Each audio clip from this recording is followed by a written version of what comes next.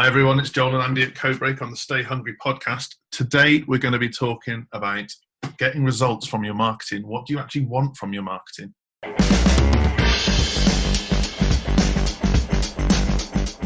Hi Andy, how are you doing?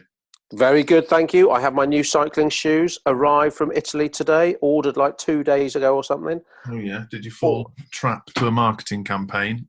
Wow. Okay, so we are allegedly here to talk about marketing. Emma asked me this morning, she says, are you just going to go ramble off again like you usually do? I'm like, well, there'll probably be a bit of rambling. But, you know, obviously Black Friday's just gone. Black Friday weekend, Cyber Monday, and most people were just doing the whole boring vanilla 10% off this weekend, blah, blah, blah. Yeah. But there's a cycling accessories company called Physic, and I bought some shoes off them before. They're pretty cool. Follow them on social. But a lot of, not just Physic actually, there's a few cycling companies that are trying to get people off their computers on Black Friday weekend and get out on your bike. So what Physic did, they said, go out on your bike, log more than 2 hours riding over the weekend via Strava, and then we'll give you 30% off. I thought, well, brilliant idea. So I mean, I was going to ride more than 2 hours anyway, so I did that. And my new Physic shoes have arrived. I was saving myself like 40 odd quid. Awesome. I was going to ride more than 2 hours anyway. But talk about great marketing. Let everyone else do the 10% off Black Friday weekend. Come up with something that obviously it's encouraging people to get outdoors, and there's great PR from that sort of health angle as well. But also makes you stand out. So even if people don't use your offer, you're doing something creative, and people remember you longer than all those people who simply wanted to save themselves a couple of quid. Oh yeah, you're instantly with something like that making people feel part of your community. Absolutely. Yeah, that's clever. And obviously cycling is a relatively committed audience anyway, so to make them feel part of your gang is a cool thing to do. Absolutely. So yeah, there we go. We were actually talking about marketing. We've only just started the podcast. Yeah. So what else have you been up to? Nothing. Just cycling, cycling and running. We did our Shrewsbury half marathon virtually, obviously. So that was Emma's first half marathon. Very excited to get a medal in the post. That was nice. And well, like yourself, working and out on the bikes and playing with our dogs. Yeah, bloody hell. Yeah, it's me and the dog on our own today. So. Oh, even better. Just you and the dogs. I mean, no offense to Hannah, obviously, but sometimes it's just you and the animals think, isn't this nice? Well, yeah, he's still a pup, really. So it comes with his challenges. So, although speaking of marketing, George, that's the dog for the listeners, needs a new bed. Oh, okay. So I looked up nice dog beds basically, because I'm nice like that, and I've not been left alone since. Dog beds everywhere. So. Retargeting, we love it. Yeah, but it's really cool. I can't remember what I think they're called. Mushy beds. Well, one of my brothers-in-law has just started up a dog bed making company, and premium product, all handcrafted. Made out of oak or whatever it is, and very high end.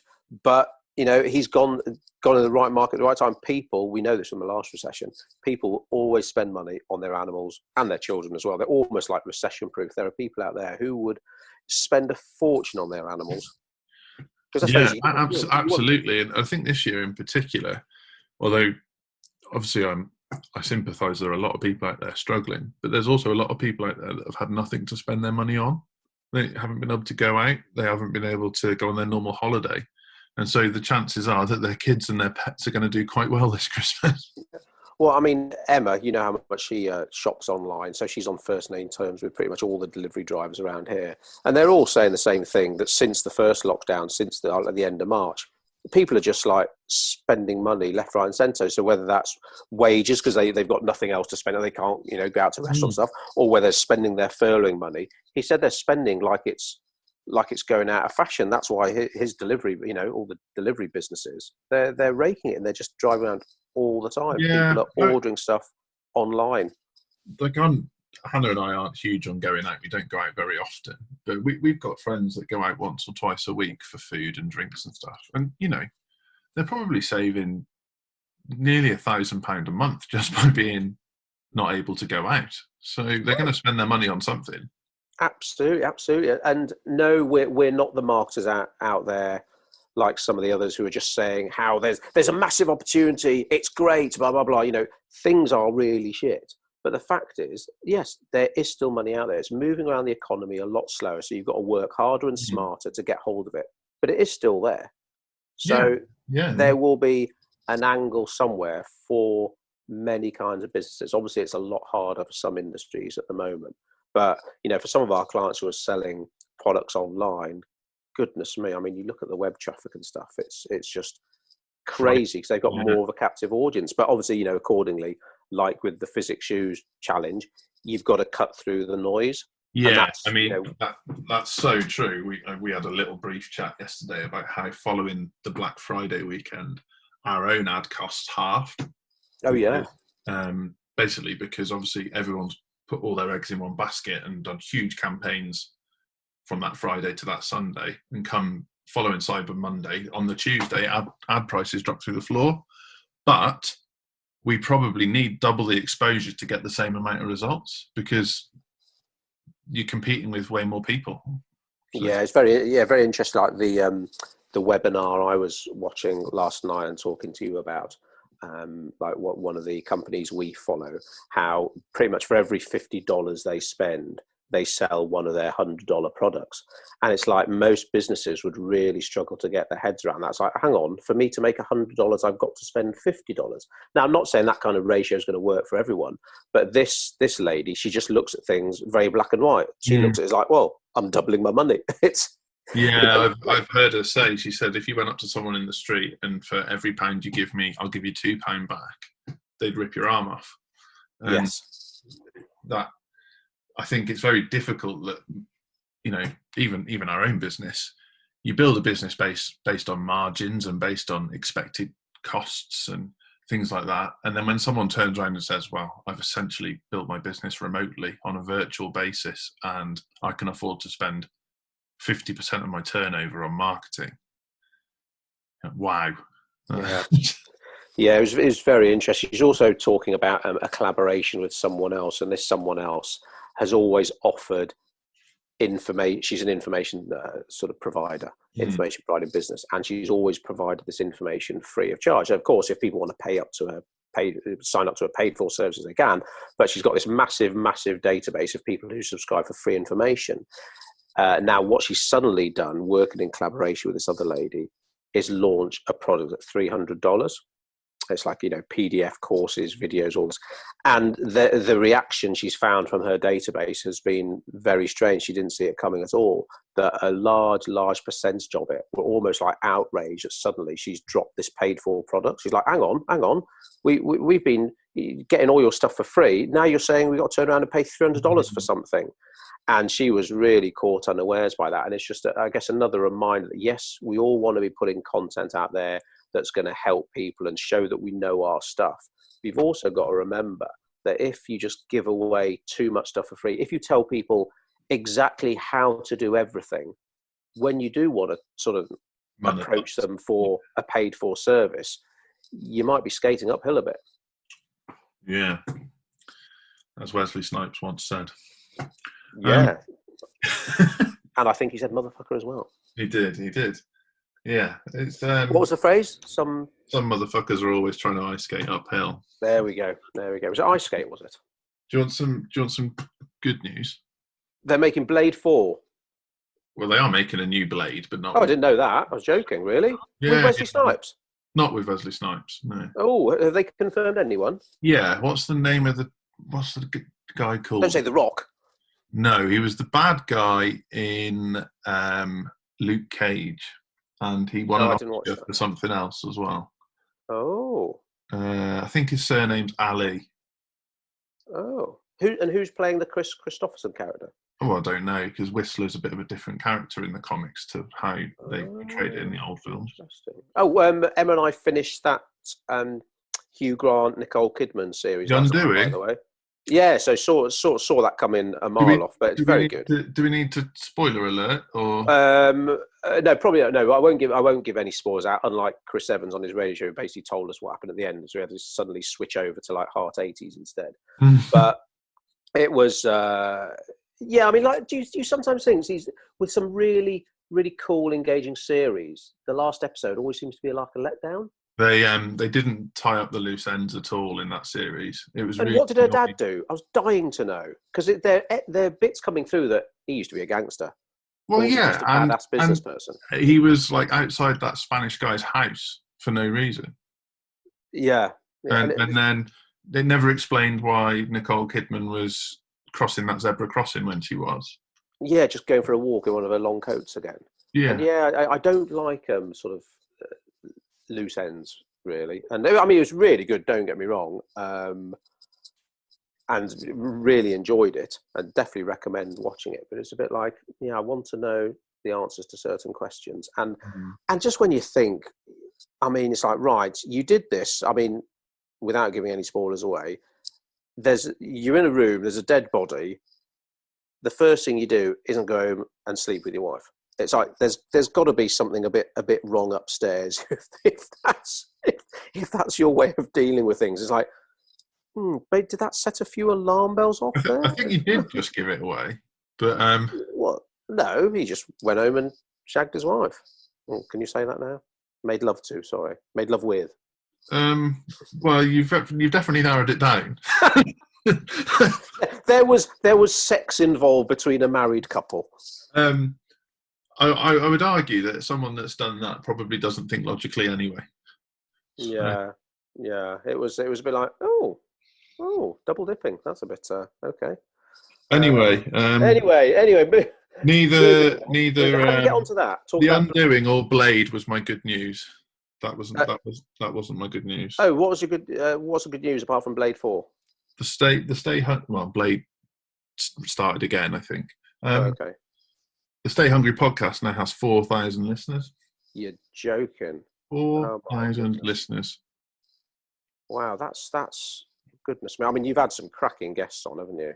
Well, yeah, we've done well. I mean, the Silicon Valley, was it JJ Silicon Valley? JJ, yeah, from Ordering, she was great, and obviously Chris was really good from Yodel. I'll be Gary V next. Yonder, yeah, we'll see if you can get a word in. I'm just waiting for that. Did you see Pat Patterson died? Yeah, that was sad. I was just thinking about Yoda, and like lots of wrestlers saying that he was like their Yoda to their Luke and stuff, and. Yeah, that was it's an old school wrestler. Just to remember, like, sort of watching him. Like, I didn't realise he was the first openly gay wrestler. Oh yeah. Which is huge in his era. Oh, massive! Can you imagine what it must have been like? I mean, it's incredible that he was, brilliant. That he was so respected by his peers and carved out the career that he did. Really good. Yeah, Chris Jericho was raving about him yesterday. Yeah, and The Rock. Yeah. It's very good. So, sorry, what's your good news again? Oh yeah, the podcast. Blimey, 4,000. That's amazing. Yeah. Because we were using this as an example. So a lot of people, they give up on their marketing too early. They're, I'm going to try radio, and they try it for a week, and I didn't get me any business. I'm binning it off. And with our podcast, we're very open about. Publicly. Didn't seem to do anything for our business for 6 months. Now, I would think most business owners that start a podcast would give up by month 6. But we carried on, and then literally overnight, it snowballed. And to be at 4,000 now, I'm well there. Yeah. Well chuffed with that. But yeah, you've got to give it. I mean, generally speaking, we say, if you're trying a new form of marketing, you've got to give it a year. You can't do one night in the paper. You can't turn up to a networking meeting once, or launch a brand new website and then expect sales to double overnight. Or we have it now. I build a new website. Oh, I'm not on page 1. So your website went live like an hour ago. Yeah. But if you don't know any better, you won't know any better. No, exactly that. And so much in marketing is about momentum. And I think. You often use the phrase, if you start an engine from cold, the car doesn't run as well as if you keep it ticking over, sort of thing. And absolutely. We've seen it in nothing. I mean, not just the podcast. We're working with an e-commerce client at the moment. and they're sort of 4 weeks in and there's some real momentum building now, but again, didn't happen overnight. Now, if you want stuff to happen overnight, okay, talk to your marketing agency and hopefully they'll be honest with you in terms of the kind of budgets you'll need, because don't expect your brand new website to rank on page 1 of Google when you're spending £5 a day driving traffic to it. Yeah, exactly. You've got to do the maths, and you know how much I hate maths, but it's got to be done, and it's got to be made clear what you want from your marketing, which I guess is what this podcast's all about. Yeah, that's it. If you're not results focused with your marketing, you're going to end up disappointed. And I think one of the main things that we have with all new clients is marketing and sales are separate entities. They're separate things. And the goal of marketing really is to buy attention. So you're buying the attention of whatever audience you require the attention of, whereas sales is the process to convert that audience into a purchase. And marketing, when done correctly, makes the selling easier. But if you haven't got those sales processes in place, like, I know, is e-commerce perhaps the best example? Well, yeah, even how people answer the phone, to be honest, is if they answer it at all, yeah. Yeah. How many times have you seen that? Like, people spend a fortune on a full-page ad in a magazine where the only call to action is to phone. You phone, and no bugger ever picks it up. Yeah, and if you're dropping 1,500 quid on a half page or a full page, and then you can't afford the 30 quid for a call answering service, you're going wrong. I mean, we have this. I mean, so to speak to us, or to be honest, most of the team, you can't do an unsolicited phone call, because when we work on stuff for clients, they need and deserve our undivided attention. So we can't have phones ringing and messages dinging and stuff. So you've got to book a call with us using our online diary, and then we switch everything else off, and they get our undivided attention on the call. And the reason we do that, apart from obviously giving our clients the focus they deserve, is that when someone says, "Oh yeah, I'm around all afternoon, call me," and we have to sort of guide them down the no, here's a link to my diary. No, I'm around all afternoon. I guarantee you won't be, because I presume at some point you're going to want to go to the toilet. I presume at some point at the moment, work from home, you're going to get an Amazon delivery, and you call, no one answers. There we go, time lost, and you end up playing telephone tennis. So if your call to action in your marketing is to phone, you seriously need to consider shifting the focus online, or at least offering some kind of alternative as well. Or you, like you just said, use a call answering service, because there's some really good ones to choose from. And at least you know someone calls, you spent 1,500 quid on a magazine ad, someone calls, the sales process can actually start, rather than turning around and saying, "Oh, well, that magazine ad was shit, I didn't get any business out of it." Yeah, exactly. Well, you don't know, do you? And the beauty of a call answering service is they will follow your script as well. So yeah, scripts. Yeah, we did a whole other podcast there about how, well, I got to be honest, I used to, I mean, when I sold my soul, actually I shouldn't say that really, because there are lots of people listening who maybe do work in telesales. When I worked in the telesales environment, you'd literally get shot if you didn't stick to the script. And I was like, well, no, if I change this word around and move this there, trying to overcomplicate and experiment. It's like, no, the reason is, if it's an established, successful company, they'll have got to the point where this script works. Stick to it. Almost like the Wolf of Wall Street, when he's educating his not so educated friends about how to sell. It's like, here you go, follow the script. You know the importance of tonality, absolutely, in how you speak, and to be honest, these days how you write online as well. Get your tonality right, but follow the script. If you're going to sell over the phone, follow the script. Yeah, definitely that. Don't let people wing it. It's your money. Yeah, I mean, we've had approaches from various brands that have said, "Oh, I just want to look cool," or "I want to shake up my industry," or and when it comes down to it, that isn't really what the results people want. They, most businesses, the result they want is a sale, and it's about us being able to bridge that gap between, right, well, what's the most positive position we can put you in to make a sale likely, and then over to you, sort of thing. Absolutely. It's like we've had people approach, like you say, I want a cool website, or I really want, a nice looking ad in the paper. I'm sick of seeing my competitors' glossy ads in the paper. I want to, right, okay, so you want a website that looks cool. It's like, no, you don't. Because you'll be on the phone a week later saying, I haven't had any inquiries through my website.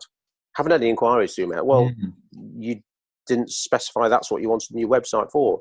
You need to be very, very open and honest. So now, when a potential new client approaches us, it's always a question we'll directly ask: what do you want out of this? Yeah. And it really, well, okay, yes, of course I want it to look cool. Of course I want my website to respond properly on a mobile, but ultimately I want people to inquire through my website. Yeah, I mean, this is a bit petty, but say you built a new shop, so you wouldn't then go back to the builder and say, well, I'm not selling anything. That's a good one. You just thought of that? Yeah. That's very good. I will write that one down. And that's the same with a website. There's a lot more elements, marketing being one of them, but optimization, speed, customer journey, user experience, ease of payment, all these things that amount to a lot. And you've got to factor all of that in. And I really wish it was as easy as, you turn it on and sales will come, but it's just not how it works. And absolutely. And it's got to be so easy, and well, not generally speaking, but a lot of the time it is that final link in the chain that lets people down, that stops you from earning money. It is that person who answers the phone and they don't have a script, or they don't answer the phone in the first place. That person sat behind the till in your new shop who doesn't even look up when a customer comes in. The buy now button on your website and the checkout process, you need a degree from MIT to figure out. You're throwing money at your marketing, and then the marketing is doing its job. It's getting the right people there. Then it's over to you. I can drive, believe me, give me some money. I can drive people into your shop. Absolutely, no problem. I can guarantee that. But can I guarantee them spending money? No, that's over to you. Now, if you want me to work with your salespeople in terms of training them how to greet customers, how to cross-sell, upsell, that's fine. But you need to specify that. Yeah. And, there's so many other factors. There's your product mix, there's your price, there's what time of year it is, whether it was payday this weekend, all these things that really, really influence e-commerce that perhaps people from a traditional sales background wouldn't even factor in. Totally agree. So, I mean, let's face it, I love our beloved industry. It's all I've done since university. But let's face it, there's a lot of marketing bollocks out there. It's all sparkles and sequins and great. And, I'm so happy with my new website. Oh, look at this, everyone. Great. Well, yeah, give it a month. Does it generate new inquiries? Now, if you don't want new inquiries, you're too busy, then okay, that's fine. You've got something that at least represents you professionally. That's brilliant. But if you do want new inquiries, then the sequins and the sparkles, they have to work. That marketing has to sell you.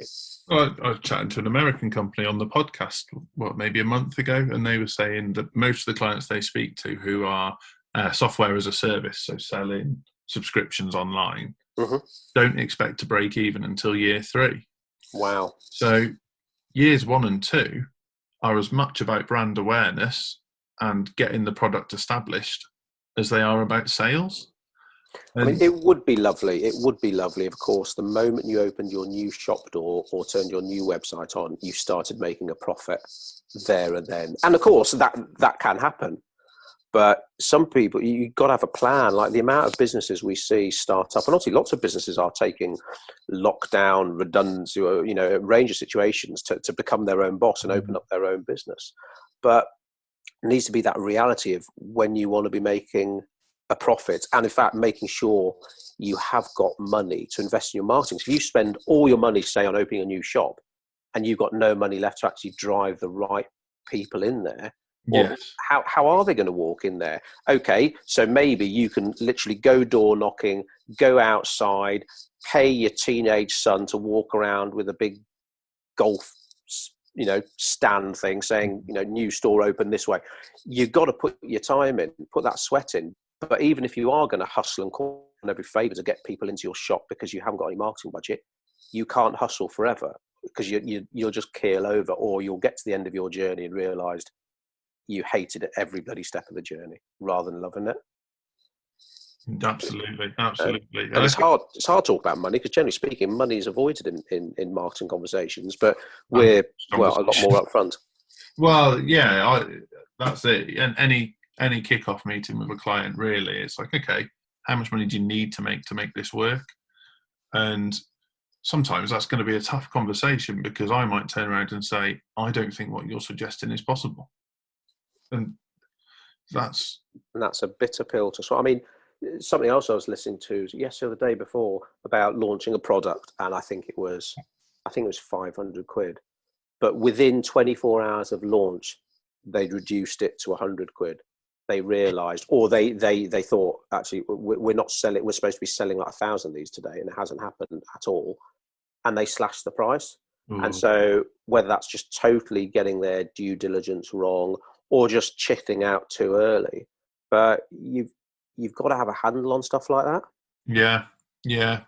I mean, when you're writing your business plan, it's how much of your marketing spend is for brand awareness, how much of it is for niching to the right segment of the audience, and then how much of that is for converting that audience into sales. And unless you're looking at it in that level of detail, you're kind of missing a trick because you're putting yourself at risk of either everyone knowing you but not really knowing why, Mm. or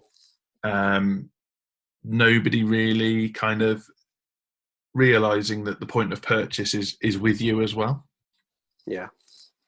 It's, I suppose, I mean, when you think about when we started in business donkeys years ago, just so much stuff you just don't know about. You can do as much research you want and follow everything that Richard Branson posts, but some things you unfortunately have to learn the hard way. And part of the emails we send out to our database is passing on stuff we learned the easy way, but also saying, there's some stuff we did learn the hard way, and I want to help you avoid that pain as well. Yes. And one of them is what's a customer worth to you, and how much you're willing to spend to get them in. Yeah. Just And some it's never questions that most people wouldn't think about. the value of that customer is never what the first answer is. That's something I've learned quite Mm. quickly, is that if you That with sell a our product, hairdressing clients. most people go, oh, right, well, they're worth 75 quid because my product's 75 quid. And then it's like, well, what if they buy two? Oh, I didn't think of that. Or, well, what if they buy one and then in 5 years' time they buy a new one? Oh, I didn't think of that. Okay, so your actual customer value is probably somewhere in between, so maybe 120 quid. Yeah. And then it's like, oh, and what if they refer people to you? Then you've got to factor in the value that they bring with them.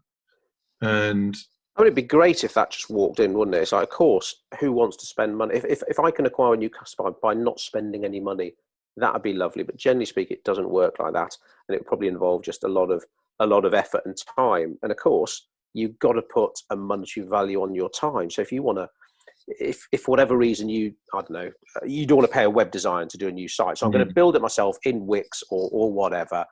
And you are happy, let's assume you are happy with the end result, that it does reflect your business professionally. I mean, obviously, if it doesn't, there's no argument about it, or you should have paid a web designer. But even if you're happy with the end product, you work out how much time that took you. It's like, well, actually, if you'd given a web designer £3,000, chances are they would have built you a better website. But also, you could have earned more of that money by work on your marketing and growing your business, door yeah, knocking, getting an ad out, whatever it might be. And so it really is hard when it comes to, because I understand that immediate temptation that, oh, it's free. Oh, my new website. Oh, it didn't cost me anything. It's like almost like a badge of pride. It's like, well, probably cost you a lot of your will to live and weeks of your time that you could have spent more profitably. yeah, yeah. And there's a lot I'd rather get a loan out, to be honest. I'd rather get a loan out or put it on my credit card to get my website done properly. That's how strongly I feel about that. Yeah, And it's well, quite tempting and very clever, some of the marketing around free website software. But if you want your new website to be kick-ass, to represent you really well, and to generate new business, go to a website expert. yeah. Oh, So go much. down on the soapbox now. Yeah, you okay? Yeah, just about. I'm just sitting down now. But Swiping. it's just a shame. What I really hate seeing is business people who've got so much to offer and can do so much good fail, and they fail because of themselves. And it's horrible to see. It's horrible when you can see it coming, when it's like you're not willing to learn, you're not willing to invest, you're not willing to listen, you surround yourself with the wrong people, you focus on the wrong stuff. You don't get advice from us, get it from people you trust, but this isn't going to work, please do something. And they go under, they blame everything else. Obviously, you never blame yourself when something goes tits up. And it's like, damn, you really had a product or service that could have helped people and done some good stuff. And now that opportunity has gone and the world is worse off for it. Yeah, it's a tricky one, because I think as a business owner, and I think you'll probably back me here, we've all had those days where it's like, right, I'm not going to read anymore. I already know about this, or I'm not listening to that because I know that won't work in my industry. And when you get into that kind of sheltered mentality of protectionism, you lose the opportunities. You lose sight of the opportunities. You lose the opportunity to learn. And I guess, I mean, certainly speaking for myself, the best thing I've done is force myself to be in rooms with people who are more successful than me, people who've been there and done that, people who I can now pick up the phone to and say, oh, our marketing company said this to us. What do you reckon? And it puts you in a real position of power when you can lean on people who've been there and done it. Absolutely. Always be the weakest person in the room. That's almost like a motto of ours. In fact, I think it's in our brand Bible. And there's nothing. You want to be with those people who pull you up. Because if you are the best person, the strongest person, the most successful person in the room, it's great for everyone else, but it ain't good for you. It might make you feel good that you're the go-to man or woman in your industry, and you get a bit of the old Messiah complex, understand appreciate how nice that must feel. But what are you getting out of it? Unless you are literally going down the philanthropic route, your business is looking after itself, or you've got someone else running it, and you're there just sharing your expertise as a vocation. Yeah. I mean, I respect that as well. That you might have loyalty to some of the groups you're in, and you want to give back. That's a bit different. But if you're in a room of people and nobody in that room can sympathise, empathise, help with your problems, you're not in the right room. Yeah, and it's I used to hate asking for help. I used to think it was a sign of defeat, but hopefully everyone in our guys know the 6 words that will kill any business, and we've always done it this way. Yeah. And it is that mentality. You think about thinking, oh, but my town, if you're a local business, oh, my town's different. Oh, my audience is different. It's like, no. There'll be 1,000 towns just like yours. Yeah, I mean, we've learned that lesson, haven't we? We're basically, Shrewsbury, they're a funny bunch. Well, there'll be someone in Wiltshire who says the same about Salisbury, and I'd have lots of other examples, but my geography isn't very good. No, I remember we met someone from Lancashire who said the same about their town, but I can't remember what their town was called. But the cheese guy. Yeah, I remember. And it's being willing to listen to other people and to think, actually, okay, they're right. I need to reframe how I look at my town or how I look at my market. Yeah. And but not everyone is willing to do that. They know it all already. Yeah, exactly. And I think the people that kind of give you the perception of your local marketplace are normally the ones that shout the loudest. And actually, there's a tremendous amount of other people who see it the way you see it. Yeah. And you can't ever lose sight of that whether that's, your local town, your county, your country, that actually just because the business elite, I don't really know how to describe them, the clique, do it one way doesn't mean everybody else does. And there's actually a huge amount of people that find it really refreshing that you're on their level. And there's almost like, without sounding unsympathetic, there's almost like no excuse now with the amount of accessible information that's free online now to learn about any industry, any audience, any topic, any sector, starting up a business, accountancy advice, whatever it might be. That information is there, whereas obviously quite a few years ago it wasn't. You literally had to pay to sit down with an expert. So it's things like what's the Stephen Covey, the 7 habits of highly effective people. It's, look at these commonalities, and it's like, well, listen, if those 5 super successful entrepreneurs all say the same thing about this, then, well, even though I disagree, I'd probably be wise listening to them. Yeah, absolutely, yeah. I find that a lot with business books. I'll read, I probably read one a week. So that's not a boast. It's just the sad reality. My wife told me to read some fiction the other day. There's common trends throughout all of these books and all of these teachings, and some of them you might disagree with and think they might not apply to you, but you're probably wrong. Yeah, and sometimes it's swallowing your pride, and I've got to realise that some people can do that, some people can't. They're, what's that? The Margaret Thatcher thing. This lady's not for turning. So they just. I know I can be stubborn. My dad, bloody hell, and my brother even more so. Not possible.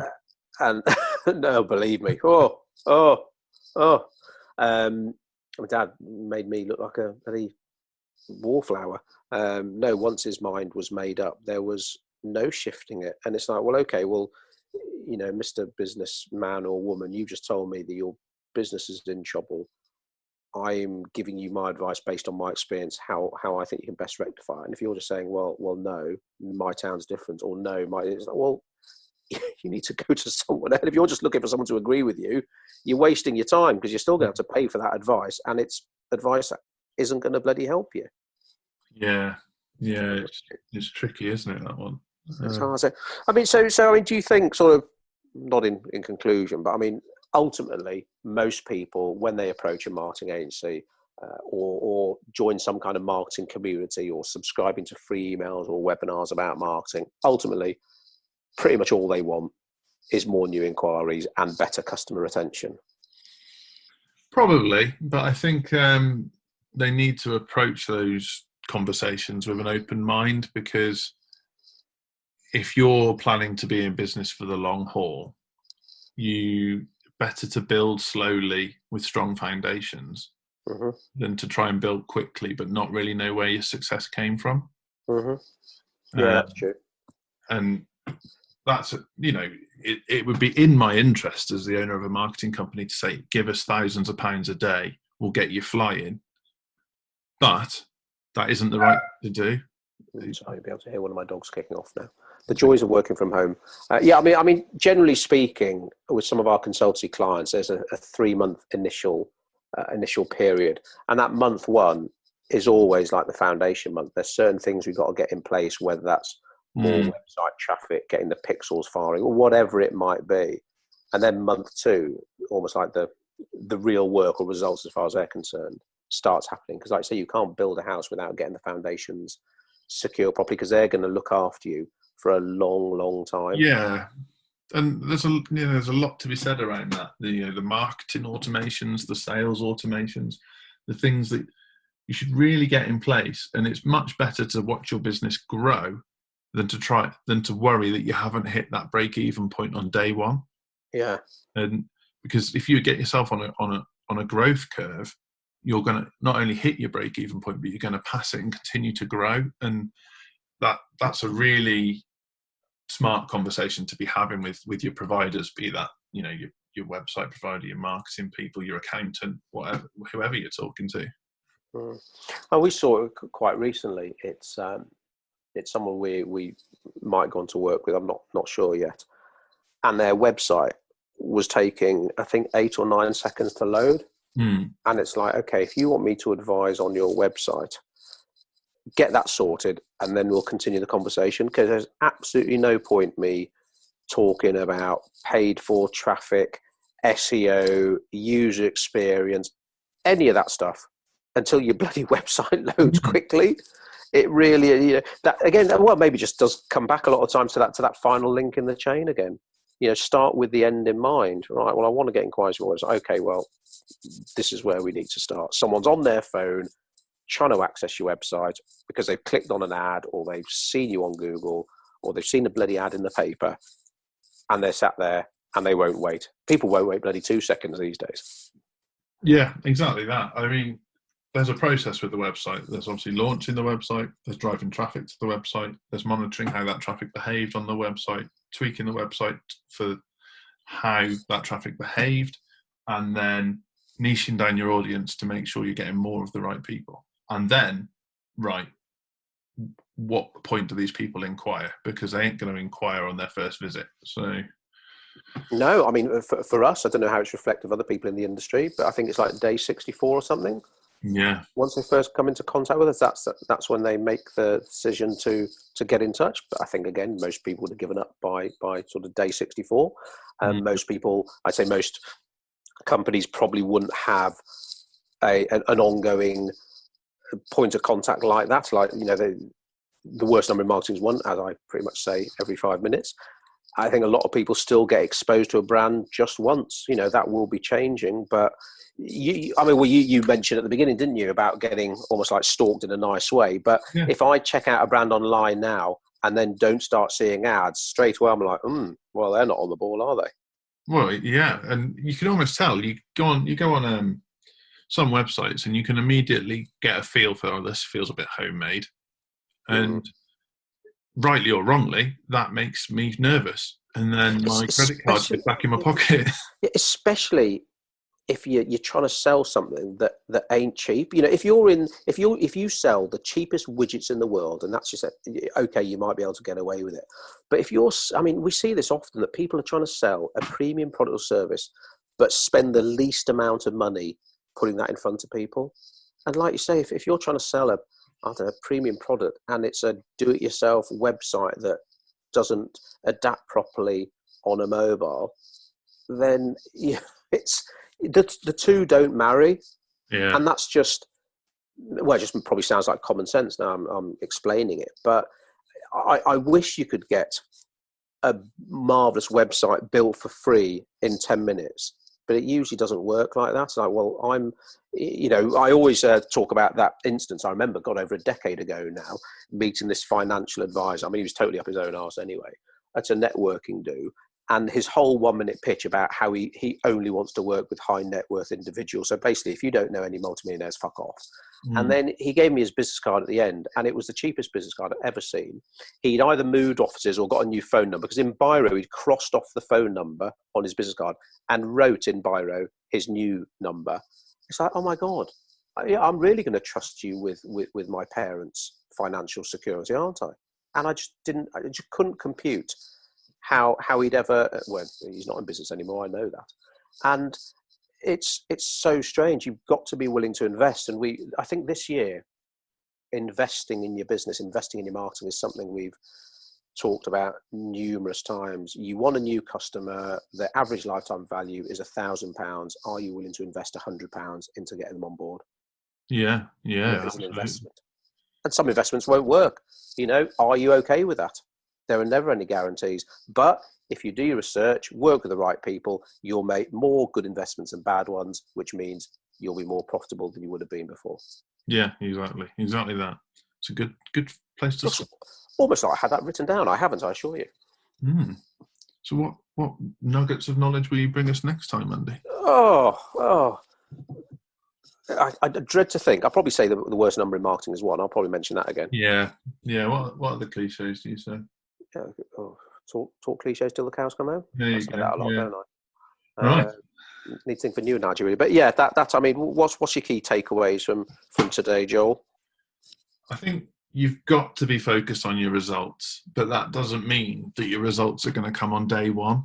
So you've got to be realistic. You've got to think about momentum within your business. An upward curve is better than a flat line. So, you know, yes, you might reach your sales target on day one, but if you plateau at that point and your business never grows, is that a good thing? Or would it be better to reach your sales target on day 30, but then double it by day 60? And would you say, I know you're much better at doing this than I am, because you're more of a people person, I think. But when you're talking to potential new clients, when you say about what you want, you really drill down to no. What do you want, Bob? What do you want, Sue? Because I want more inquiries. I want a pretty website. Actually, it turns out that they want to be spending more time with their children. Yeah. That they want to work 4 days a week or retire at 30, whatever it might be. It comes back to that real personal level. The number of businesses I've spoken to this year that have said, "Oh, I'd like to be able to sell this business within the next 5 years." Oh, why is that? Well, I owe it to my wife and children to be back at home, and I'd like to do some voluntary work and like to travel more. And like, oh, okay, I can work with that because I know now that the goal is to add value to your business, not necessarily to get you more inquiries. And that's such an important thing for the business owner or the decision maker to be open with us about. If it's the director of marketing speaking to us, they need to tell us, well, I need to reach my targets, otherwise my boss is going to get rid of me. Right, okay, I can work with that. If you just come and say, we want more sales, well, from where? Why? What are you offering that you didn't offer yesterday? And I want more sales, and then more sales, and then more sales. At some point, they'll plateau. Need to spend more and more. So, well, no, and then you keel over and think, well, that was worth it, wasn't it? It's like, no, what do you want? And then obviously, I appreciate people have all got different visions and goals and values and everything. But generally speaking, it is more and more people are enlightened about what's important in life. Probably Corona has reaffirmed to a lot of people about what's truly important in terms of priorities, and spending more time with friends, family, having those days off when you want as a business owner. Those little things that, well, that's what I want. I want to know that my business is ticking over so I can see my kids grow up, because in 5 years' time they'll have left home. Right, okay, again, I can work with that. And it's why we have these discovery calls with potential new clients. It's not just a case of, okay, we'll take your money. So I want to know if I can help you reach your goals. Yeah. And like I say, you're better than me at drilling down. So it's actually, what's their motivator? What's their why? I suppose that's a common phrase, isn't it? Yeah, exactly that. I mean, the amount of people that said to me this year, I've started to take breaks and I'm actually getting more done. And it's like, look how much more productive your business is by building in active breaks and looking at automating and systemizing and all these things that you can do to give yourself some of your life back, but also you actually get more done. Absolutely. It's like I saw one of the financial advisors who we're in a business mentorship group with. He posted on LinkedIn, I think it was a Warren Buffett quote about, if you're not earning money when you're sleeping. And there are so many, no matter what business you're in, generally speaking, there are automated tools and things working and financial processes that can be put in place to have sort of those residual incomes coming in to take some of the pressure off, rather than everything being a manual task, a manual process. And you can't just automate everything. You need people and probably experience and creativity at the heart of everything. But there are tools out there to make things easier and more effective. I mean, like the double whammy. Why wouldn't you use them? Yeah, exactly that. Which comes back to those 6 words. We've always done it this way. Well, don't. Good luck to you. There, that's better. Nice. Well, we'll catch you again. Excellent. See you soon, guys.